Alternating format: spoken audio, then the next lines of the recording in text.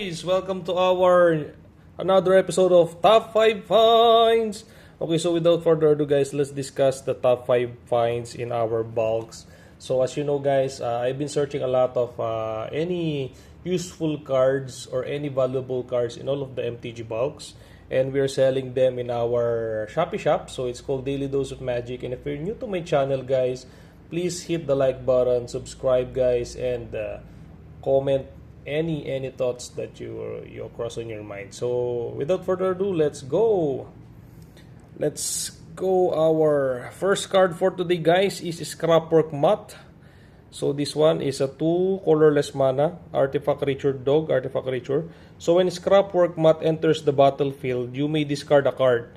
If you do, draw a card. So when you discard a card, you can draw a card guys. So this is one nice artifact creature. If you are for example, you want your deck is there is a one card there in your deck which is can board wipe all other creatures or can instantly win. So there's a card like that. So if you are on that using that deck, then this one is a good card. So you can discard and draw another card. So there's another ability, Unearth ability. You need to use 2 mana, 1 colorless, 1 red. So return this card from your graveyard to the battlefield.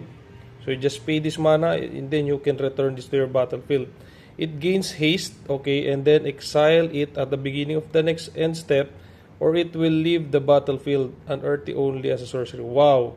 So you can pay 2 and then it can go back again to your field and then it will have a haste.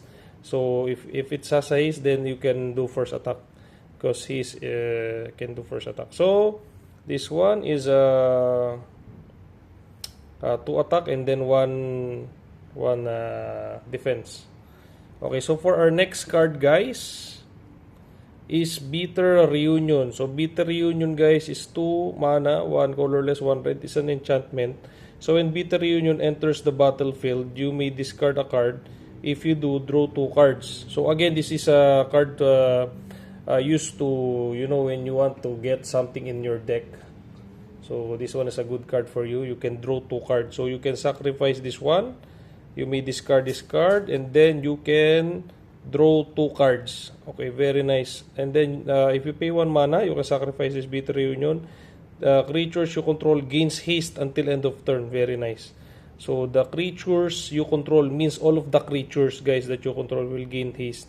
This one is a very nice card guys. If you're using a red deck, it's the best for you. So next, our third card is Demonic Bargain. I really like this one. This is a 3 mana sorcery. So 2 colorless, 1 black. This one is rare. So this one is a rare card. Exile guys the top 13 cards of the library. So you exile all 13 cards and then you can search your library for a card. So any card you can search for that specific card in your hand, then shuffle. So for example, actually guys, there's a lot of cards that can do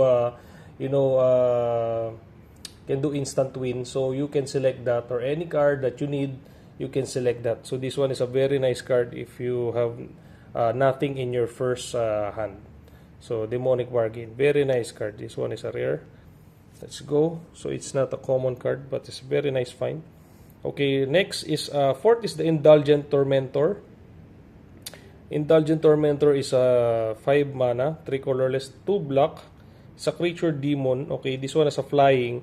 At the beginning of your upkeep, I really like this ability guys because you can draw a card unless your target opponent sacrifice a creature or pays 3 life. So in every upkeep guys, you can draw a card. So imagine, this one is very helpful if you are waiting for that special cards in your library. You can use this Indulgent Tormentor. Very nice card. I really love that. And lastly guys is Tanmuk Memorial Ensign. So this one is uncommon legendary creature, Kavu Pilot. This one I really like this because this one 3 mana only, 1 colorless, 1 red, 1 green. This one has landfall ability. I really love the landfall ability guys.